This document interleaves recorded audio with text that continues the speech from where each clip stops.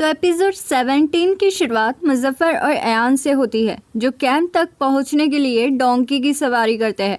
फिर वहां पर अयान मुजफ्फर से कहती है, हे मुजफ्फर, मुझे तो लग रहा था कि तुम्हारी वो डोंकी पर सवारी करने वाली बात झूठी है, पर हम तो सच में डोंकी की सवारी कर रहे हैं।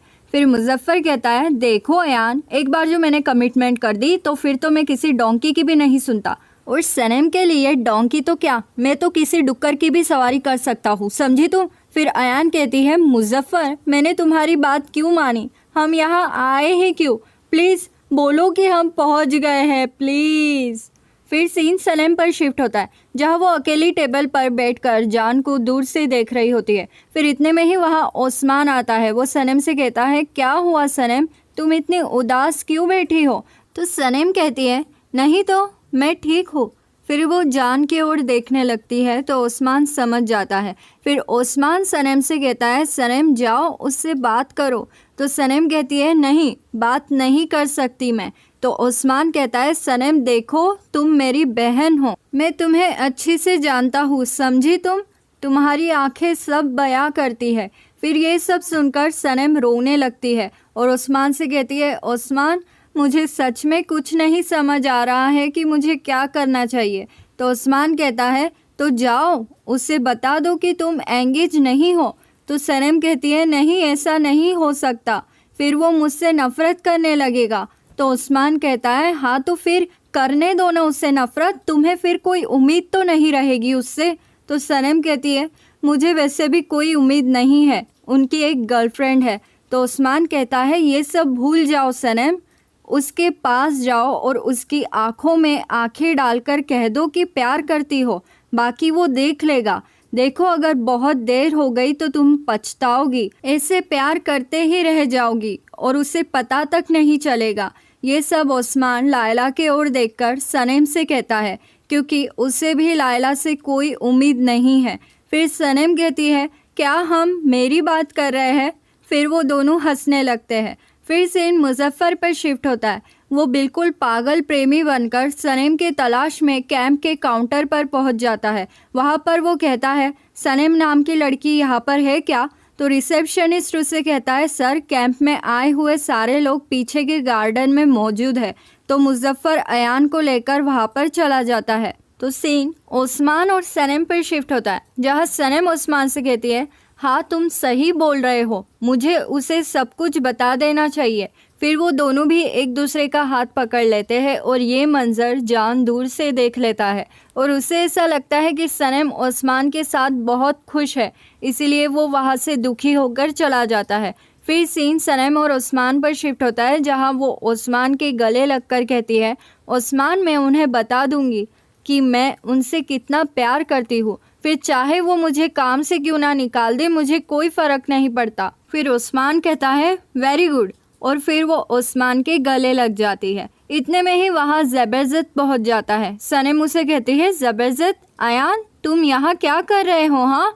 तो ज़बरदस्त पैनिक होकर कहता है, ओस्मान, मेरे भाई, तुमने मेरे पीठ में छुरा भोंका है, तुम्हारे हाथों में रिंग है और सनम के हाथों में भी रिंग है, मतलब तुम दोनों ने एंगेजमेंट कर ली है। अब मैं क्या करूँ, कहाँ जाऊँ, किसको दर्द बताऊँ अपना। ऐसा कहकर मुजफ्फर वहाँ से चला जाता है और सनम और ओस्मान उसके पीछे पीछे भागते हैं।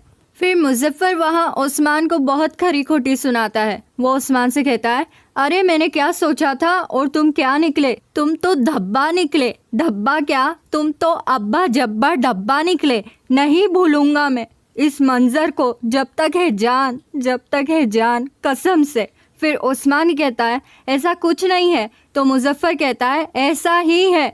जब मैं सनम के यहाँ गया उसका हाथ मांगने, तब उसके माँ बाप ने मुझसे कहा, हम सोच कर बताएंगे। और फिर उसके बाद तारीख पर तारीख, तारीख पर तारीख देते गए, पर जवाब नहीं दिया। फिर सनम कहती है, ओस्मान, मैं तुमसे प्यार करती ही नहीं हूँ। तो ओस्मान उस पर चिढ़ जाता है और सनम उससे पीछा छुड़ाने के लिए वहाँ से भाग जाती है। फिर सनम रिसेप्शनिस्ट के पास जाती है और उसे पूछती है, मिस्टर जान कहाँ पर है। तो वो कहता है, मैडम, वो तो कब से निकल गए। वहीं दूसरी ओर जान गाड़ी चलाने पर फोकस नहीं कर पाता है क्योंकि उसे हर जगह बस सनम ही दिखती है। फिर वो अपनी कार में से उतरता है और हर जगह पर लगे सनम के बैनर्स को देखता है। फिर सीन आलिन पर शिफ्ट होता है। वो उस हैकर को फ़ोन लगाती है और उसे कहती है वो वेबसाइट और वीडियोस मीडिया में वायरल कर दो। फिर सीन लाला, मुजफ्फर, ओस्मान और अयान पर शिफ्ट होता है, जहां घर पर आने के बाद मुजफ्फर सारे मोहल्ले को इकट्ठा करके ये बता देता है कि हाय राम, मैं तो लुट गया, मैं बर्बाद हो गया, सनम और ओस्मान ने सगाई कर ली, सनम ने मुझे धोखा दिया है। तो ये बात निहात और मिल्की वे सुन लेते हैं। उन्हें ये सब समझ में नहीं आता है, इसलिए वो लायला, ओस्मान और अयान को घर में बुला लेते हैं। वहीं दूसरी ओर जान के फ्रॉड होने की न्यूज़ सारे न्यूज़ चैनल्स पर फैल जाती है और आइलिन को ये सब देखकर बहुत सुकून मिलता है। फिर सीन सनम पर शिफ्ट होता है, जहां वो रास्ते से जाती है और उसे उसके बैनर्स दिखते हैं। तो वो ये सब देखकर बहुत खुश हो जाती है और अपनी रिंग निकालकर अपने बैग में रख लेती है।